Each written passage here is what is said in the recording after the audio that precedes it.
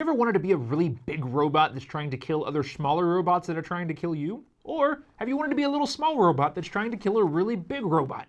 My name is Tribal Instincts, and this past week I played the game Mass Exodus with several people from my Discord, as well as the streamer's user ID 10T, and my sister who just started streaming, Faeneth Tuarwen. If you want to see the live gameplay of that, I have a link in the description below, and while you're there, do me a favor and drop her a follow. It was her birthday last week, so if you see her in one of her live streams, tell her happy birthday, tell her that I sent you. She's awesome. So if you watch her live stream, you can tell that we had a lot of fun in the game. Here is my review of it. Mass Exodus is an asymmetrical, local or online multiplayer game for up to 2 to 5 players. By asymmetrical, I mean one player is in VR. You're the big giant robot that's trying to find the other robots that are trying to shut you down and destroy them.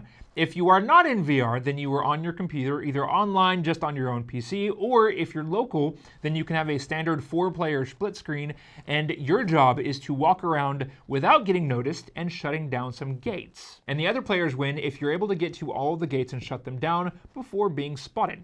Now, to set the scene for what you're kind of feeling whenever you're playing this, if you're the big robot, you're in a relatively small room with the walls kind of around this high, and each of the levels where people are walking around are about this high, with little people about this big. So everything is really, really tiny for you, and you have to look around all around you. 360 degrees is potentially where these gates are. So you might have one up here, one down here, one down here, and so you have to keep an eye on it.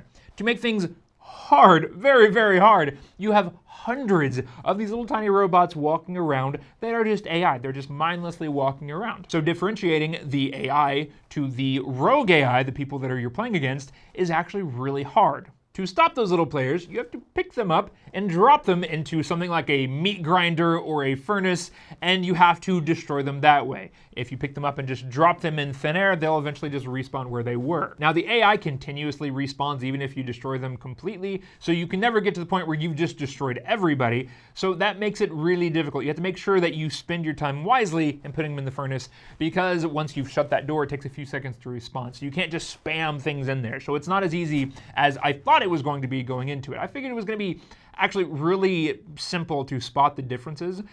I was totally wrong. The players, they move relatively similar to the way that the AI robots are, as long as they do things correctly. You have to watch for these very subtle differences. As the big giant robot, you have access to 3 different power-ups that you're able to use. Those power-ups help you out. Like there is a shield that just makes it to where nobody can trigger any of the gates instantly. And that has a like 30-second cooldown or something, so it takes a while. You also have a scanner, which is basically just like a game of hotter or colder. The thing turns red whenever you're not near anybody. It's green whenever you're near somebody, so you can quickly move it around and find, oh, there's a player near this area. And hopefully that's enough for you to be able to find one. And then also there is a freeze function, which makes all of the AI robots instantly stop. However, the players, if they're not observant, they might just keep running. So that one is a pretty good one for spotting the careless player. Even with all those tricks, as the giant robot, it is harder than you would think. The players have some pretty powerful power-ups of their own. So as a player, your goal is to blend in. First and foremost, don't draw attention to yourself. You're able to see in your view the big giant robot, which is actually more intimidating than you would think. And also you have a mini map that shows sort of the direction of where the big giant robot is facing at any given time. You're also able to see a map of where the gates are and where some power-ups are.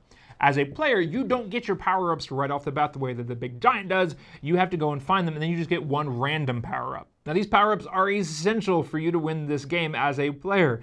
Once you flip a gate switch, it turns red, and it gets the attention of the big robot. If he sees a guy just around a gate that used to be green and now it's red, you're probably going to end up in the furnace. Those power-ups can help you live through this experience. Power-up number 1, you're able to give a false alarm, so it turns all of the gates red. The player doesn't know what they're doing. It might make them look around. It'll confuse them. Not the strongest power-up, but it's there. The other 2 are, well, if you get one of these, it's pretty much a good idea to save it until the very end of the game, or if you're just about to be picked up yourself. You have one that allows you to turn invisible. Pretty obvious there. You're able to run around. He can't see you at all. Number 2 is you blind him. Pretty much does the exact same thing. Both of those are pretty much instant winners as long as you use them at the right time. All right, so that's what the game is and how you play it. Now, how do I feel about it? Short answer is, I love this game. It is so much fun. The fact that I'm able to play this with my family locally, or jump into VR and then play it against somebody on the other side of the world, or just be on my flat screen and play it against somebody in VR. It is so nice to have those options. Most multiplayer games You kind of got to know a lot of people that have VR headsets in order to play them. This is much easier though. You don't have to have friends that have VR to play this. You just have to have friends. Playing as a giant is probably the most difficult side of this game right now. It is really hard for you to keep track of everything. Now, once it gets down to one gate, you have some options to kind of make it a little bit easier for you, because you can just like pick things up and move them around. But anyway, it's a little bit harder to play as the robot because the players have two really powerful power-ups. Like I said, the blinding and the invisible one, it pretty much just makes it to where they get the gate, and there's really nothing you can do about it. So at first glance, this game seems almost broken in terms of a balancing perspective, because the players have some power-ups that just make it to where it's almost an instant win for them if they use it at the right time, okay? It takes a little bit of skill and it is random. However, the power-ups seem to come and go. So it seems like there's a balance issue, but the developer has lots and lots of different balance settings. You can make it easier for the person in VR or easier for the people that are playing it. You can change the duration of the power-ups, how many they get. You can make it so that the robot's power-ups are much stronger, so it makes it easier for them to find the players. So there's some balancing that you can do for it. Right off the bat, though, it seems like it's in favor of the players, so I recommend just tuning it and having some fun with those settings. Playing as one of the little robots is actually more stressful than I figured it would be. You have this big hulking giant up off around you, and you see him grabbing robots around you. You're like, please don't grab me, please don't grab me.